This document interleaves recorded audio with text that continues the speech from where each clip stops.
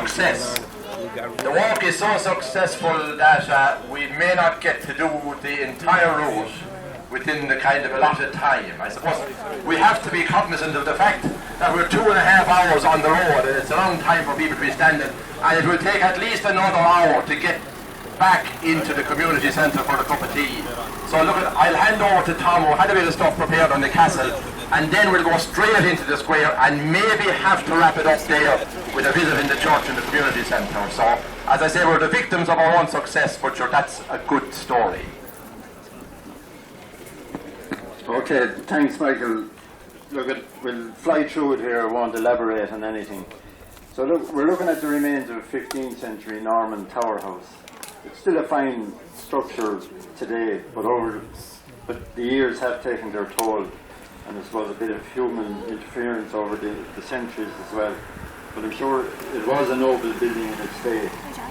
All that remains now is the ground floor of the main building and a stair turret at one corner with some small chambers leading up of it. If you look at the footprint of the ground, it's hard to see there, but you'd see the scale of the general, you know, that was the scale, if you like, the whole way up. There's only one corner tower left there at the moment. So it was the fortress of the de Burgo family who had arrived in the territory of Ileigh towards the end of the 12th century. Now, the earliest known occupants of the territory of Ileigh were the O'Spillane.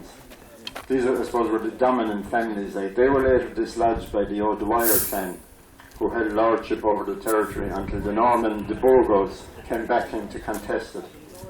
The de Burgos and the O'Dwyers, they warred with each other for several generations, and neither having been able to conquer the other, eventually solved their dispute when Walter, son of de Burgo, married Sheila, daughter of O'Dwyer.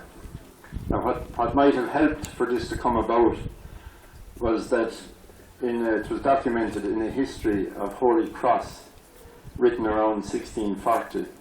It recalls that many years previously, the relic of the true cross was taken from the abbey to the monastery in Glenkeen in the hope that, and I'm quoting, Dermot O'Dwyer of Kilnamanagh and Richard Burke of Borrisoleigh, who had harassed each other in continual war, might make an eternal league of friendship by oath on the true cross. So in his last will and testament, Walter bequeathed his personal belongings to his son and heir, Theobald, and his personal property to his beloved wife, as long as she didn't take another husband. Otherwise, she would only receive a third.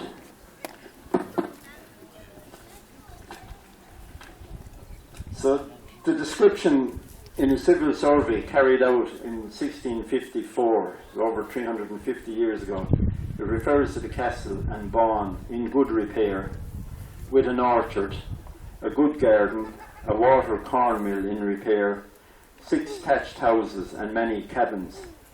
And I suppose, you know, the Borrisoleigh, these thatched houses and cabins were probably the start of the Borrisoleigh that grew up around the castle. Borrisoleigh, of course, comes from the Norman word borough.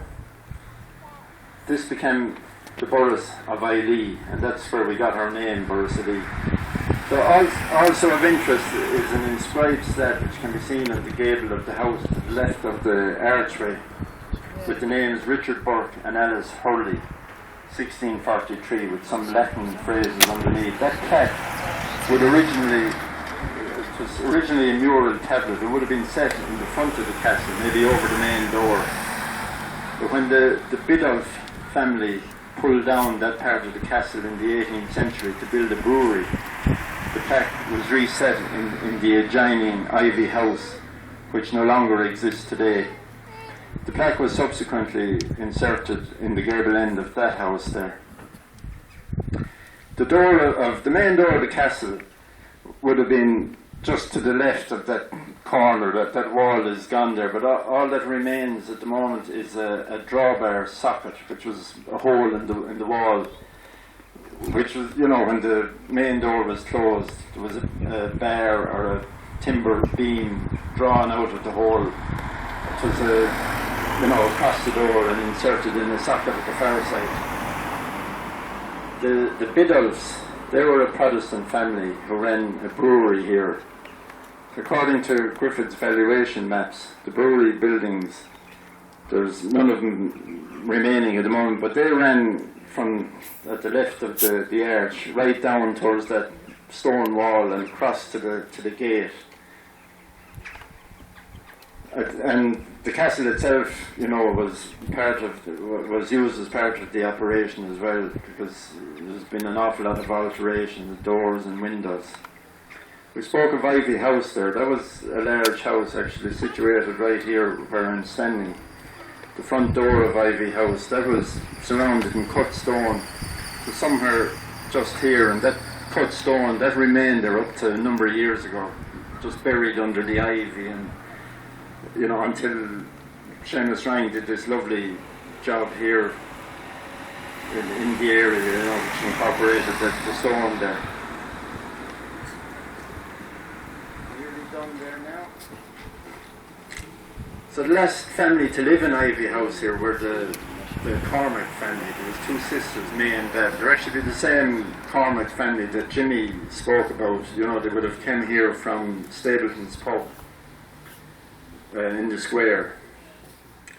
The house was in bad repair. That was knocked and replaced with this smaller house here beside us, where they ran a grocery shop. The shop was actually located just right here. It was adjacent to the house.